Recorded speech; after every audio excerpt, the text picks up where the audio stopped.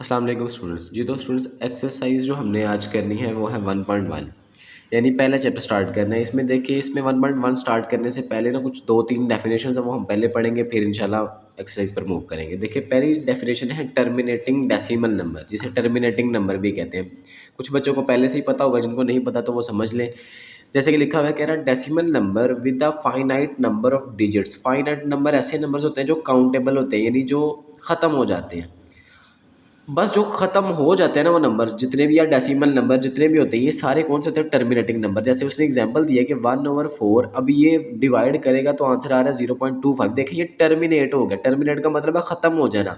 और कुछ ऐसे नंबर होते हैं जो चलते जाते हैं, कुछ यानी उनको डिवाइड करने के बाद 100 चलते जाते हैं, या रिपीट होकर नंबर आते हैं, जिनको रिकरिंग नंबर कहते हैं। तो वो अलग से चीज़ है, लेकिन जो नंबर ख़त्म हो जाते हैं डिवाइड होने के बाद, यानी एक प्रॉपर वैल्यू आ जाती है, उनको कहते हैं टर्मिनेटिंग नंबर। बस ये आपने याद रखना है, ठीक है। अब देखो, जो दूसरी डेफिनेशन है वो है नॉन टर्मिनेटिंग की। नॉन टर्मिनेटिंग और रिकरिंग की। अब नॉन टर्मिनेटिंग उसका ऑपोजिट है, यानी जो खत्म नहीं होगा। देखिए, इसमें इनफाइनाइट रिपीटिंग नंबर पैटर्न। अब देखिए, इसकी एग्जांपल क्या दिया, 1/3 डिवाइड किया तो 0.333 सेम टू सेम, यानी चलता जा रहा है। इसको इक्वल टू किसके लिखते हैं हम? 0.3 और ऊपर बार लगी है। इसका बार का मतलब है कि ये रिपीट हो रहा है, नंबर 3 बार बार रिपीट हो रहा है, सोन चलता जा रहा है, तो इसको कहते हैं हम रिकरिंग, क्योंकि वो रिपीट आ रहा है। अगर ये नंबर चेंज हो जाए तो उसको कहते हैं नॉन टर्मिनेटिंग। जैसे कि ये देखें, ये भी रिकरिंग है, और ये क्या है? Non terminating. देखिए, ये नंबर रिपीट होते जा रहे हैं, होते जा रहे हैं, ठीक है ना। यानी वो पैटर्न अपना एक उसने बनाया है और वो रिपीट होता जा रहा है। बस टर्मिनेटिंग, नॉन टर्मिनेटिंग और रिकरिंग नंबर पढ़ें। अब देखें, एक्सरसाइज करते हैं इसकी।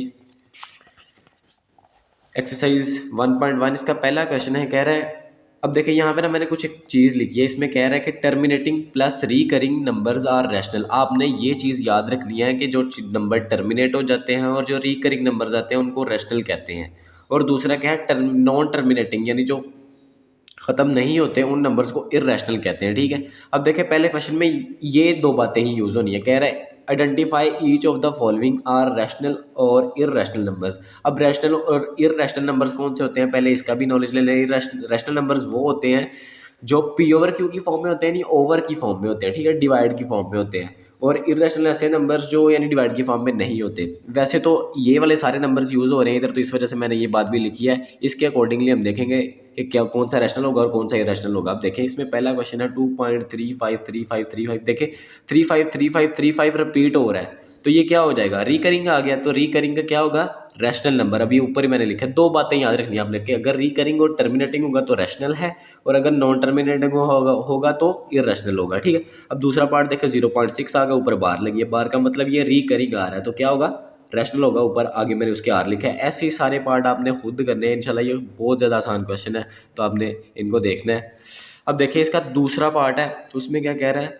Represent the following numbers on number line. अब नंबर लाइन आपने पढ़ी होगी, पहले मैं आपको दिखाता हूँ इसका क्वेश्चन। पहला क्वेश्चन है ना, √2, इसको करके दिखाता हूँ। देखें, नंबर लाइन क्या होती है। देखिए, यहाँ पे नंबर लाइन मैंने बनाई है। अब ये ना एक नंबर लाइन होती है, दरमियान में जीरो होता है, इधर को पॉजिटिव वैल्यूज़ होती हैं, इधर को नेगेटिव वैल्यूज़ होती हैं, ठीक है।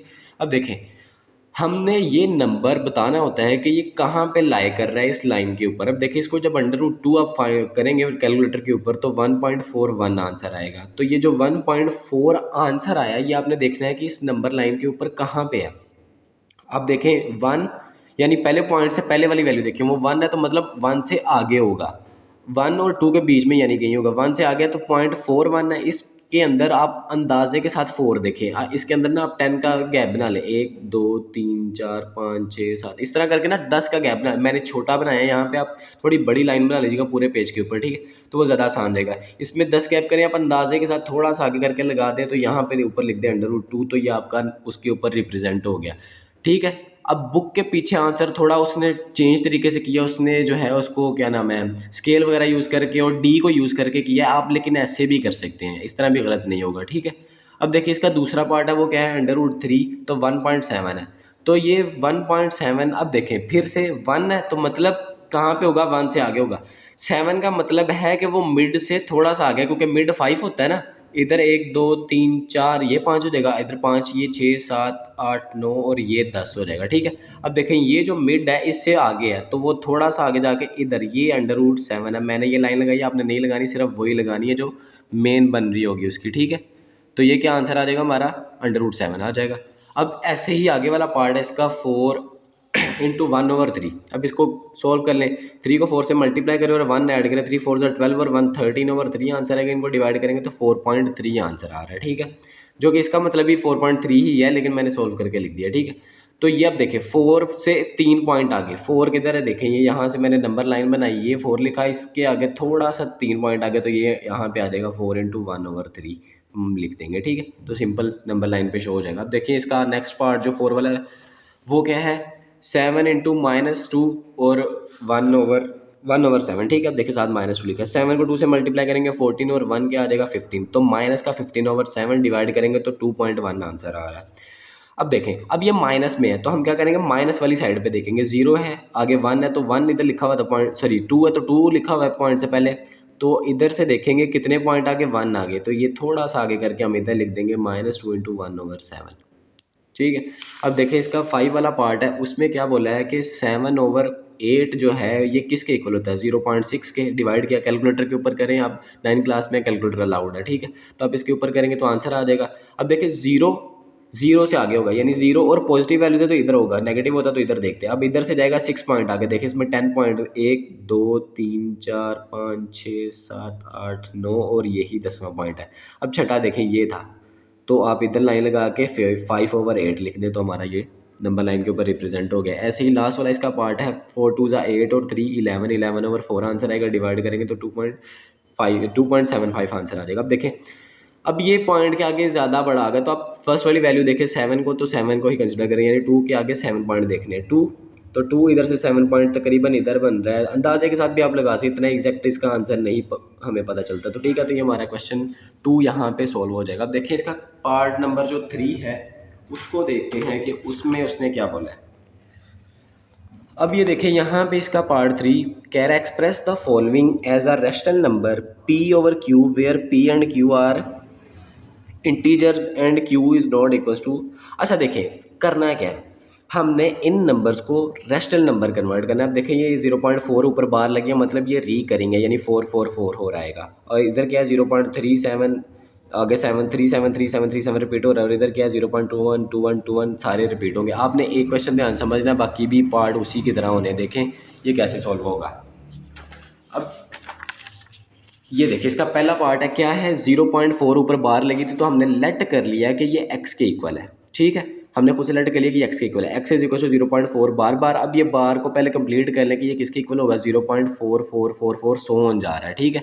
तो ये इसके इक्वल है। अब देखें आपने यहाँ पे बात एक याद रखनी है कि अगर पॉइंट के बाद एक वैल्यू है कि 2 वैल्यूज़ हैं या 3 वैल्यूज़ है, तो उसके अकॉर्डिंगली आपने इसको सोल्व करना है। अगर तो एक वैल्यू है तो 10 से मल्टीप्लाई करेंगे, अगर तो 2 वैल्यूज़ हैं तो 100 से मल्टीप्लाई करेंगे। इसमें पहले में एक है, बाकी दोनों में दो हैं, तो यहाँ पे आपने लिखना है मल्टीप्लाई बोथ साइड्स विद 10। क्यों, क्योंकि पॉइंट के बाद एक वैल्यू थी, और अगर यही 2 वैल्यूज़ होती, इधर 1 लिखा होता, तो हम क्या करते कि इसको 100 से मल्टीप्लाई करते। यहाँ पे लिखते हैं मल्टीप्लाई बोथ साइड्स विद 100।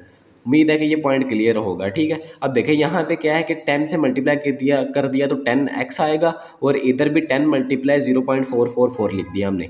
अब जब ये 10 इससे मल्टीप्लाई होगा, आप कैलकुलेटर के ऊपर भी चेक कर सकते हैं, तो ये पॉइंट इसके आगे एक मूव करता है। आप इस चीज़ पे ना जाए, आप सीधा कैलकुलेटर यूज़ करें तो ये 4.444 आ जाएगा, ठीक है। इस तरह कुछ आंसर आएगा, यानी ये 4 आगे चलता जाएगा, जितने 4 आप लिखेंगे उसके ऊपर कैलकुलेटर के ऊपर। तो मैक्सिमम यहाँ मैक्सिमम 3 लिखें या 4 लिखें, या मिनिमम 3 लाजमी लिखें, ठीक है ना, यानी कम से कम 3 ज़रूर लिखें। अब इसके बाद क्या करना है, अब देखें इतना आंसर आ गया 10 को मल्टीप्लाई करने के बाद। अब ये जो पॉइंट से पहले वाला नंबर है, ये प्रॉपर एक वैल्यू है, पॉइंट के आगे वाली हम इतनी कंसिडर नहीं करते, ऐसे ही यानी हर जगह पे हमने यही पढ़ा है। अब देखिए आप क्या कर सकते हैं, इसको सेपरेट कर सकते हैं, 4 अलग से आ जाएगा, प्लस का साइन लगाएंगे हम, और ये जो बाद की वैल्यूज़ है 0.44 ये हम अलग करके रख देंगे 0.44, और पॉइंट से पहले खूबसूरत दिखने के लिए इसको 0 लगा देंगे, ठीक है। अब दोबारा भी ऐड करेंगे तो इस साइड पे ऐड होकर 4.44 ही आंसर आना है, ठीक है। दोबारा सुन लें कि हमारे पास पॉइंट के पहले वाली जो भी वैल्यू होगी उसको सेपरेट करेंगे हर पार्ट में, इसके दोनों जो बाकी पार्ट उसमें भी ऐसे ही होगा, 4 सेपरेट करेंगे, प्लस का साइन लगा के पॉइंट के आगे वाली वैल्यूज ऐसे ही लिख देंगे। अब देखें तो ये 4 एज इट इज़ आया, ये वाली वैल्यू किसकी इक्वल थी, ये देखिए यहाँ पे ये x के इक्वल थी, तो हमने इसकी जगह पे x पुट किया। अब देखें ये x इधर क्या है, प्लस का, तो इस प्लस के x को इधर जाके ये क्या हो जाएगा, इधर माइनस का x होगा और इक्वल टू 4 आ जाएगा, ठीक है। अब देखिए यहाँ पे 10 में से 1x माइनस करें, इसके साथ कुछ नहीं है मतलब 1 है, तो 10 में से 1 गया तो 9x आ गया। अब ये 9 इधर मल्टीप्लाई हो रहा है, उधर जाकर डिवाइड होगा तो 4/9 आंसर आ जाएगा। अब एग्जैक्ट ऐसे ही इसका दूसरा पार्ट भी होना है और तीसरा पार्ट भी होना है। जैसे देखें इसका दूसरा पार्ट क्या है कि 0.37 है, तो देखें इसको, अब मैंने सबसे पहले वही x इक्वल लेट किया और ऊपर बार है तो हमने उसको 3 टाइम मिनिमम लिख दिया, 37 37 37। और अब देखें पॉइंट के बाद दो वैल्यूज है तो मैंने लिखा मल्टीप्लाई बोथ साइड विद 100, क्योंकि दो वैल्यूज थी। तो ये 100 मल्टीप्लाई इधर 100x हो गया और इज इक्वल टू इधर क्या हो जाएगा 100 मल्टीप्लाई 0.373737। तो ये अब दो जीरो है तो 2 पॉइंट आगे जाएंगे 37 के आगे। आप कैलकुलेटर के ऊपर भी चेक कर लें डायरेक्ट, वो ज़्यादा बेटर है। 37.3737 आंसर आ जाएगा, ठीक है। तो अब देखें, अब पॉइंट से पहले वाली वैल्यू क्या है, प्रॉपर 37, तो ये 37 प्रॉपर आ जाएगा, प्लस का साइन और उसके बाद वाली पॉइंट 37 ये अलग से आ जाएगा। अब देखें इधर खूबसूरती के लिए फिर से जीरो लगा देंगे और ये 100x एज इट इज़ आ जाएगा। अब ये 37 एज इट इज़ नीचे प्लस का साइन, ये किसके इक्वल है, इस x के इक्वल है। तो हम क्या करेंगे, इधर x पुट करेंगे, इधर 100x आ जाएगा। अब ये x इधर आएगा तो क्या होगा, माइनस हो जाएगा 100x minus x is equal to 37। इसको माइनस करें, सॉरी ये 1 लिखा है, x लिखेंगे तो माइनस हो जाएगा तो 99x आएगा इज इक्वल टू 37 और x is equal to 37/99 answer आ जाएगा बस। अब देखें एग्जैक्ट तीसरा पार्ट भी ऐसे ही है, इसको देखें 21 था, हमने 21 को x की इक्वलेट किया, हमने 21 को रिपीट किया, 100 से मल्टीप्लाई किया तो 21.2121 आंसर आ गया। इसके आगे एक और लिख लें, तो ये 21 अलग से किया, प्लस का साइन पॉइंट वैल्यू के बाद वाली वैल्यू इधर की, ये x की इक्वल था इधर से, तो x की वैल्यू पुट की। अब ये x उधर जाएगा तो माइनस करेंगे 99x आ जाएगा, 99 इधर मल्टीप्लाई हो रहा है, इधर आके डिवाइड होगा तो हमारा क्वेश्चन सॉल्व हो जाएगा। उम्मीद है कि हर बच्चे को समझ में आया होगा, किसी बच्चे को नहीं समझ में आया तो वो रिपीट करके सुने, इंशाल्लाह समझ में आ जाएगा। बहुत शुक्रिया, अल्लाह हाफिज़।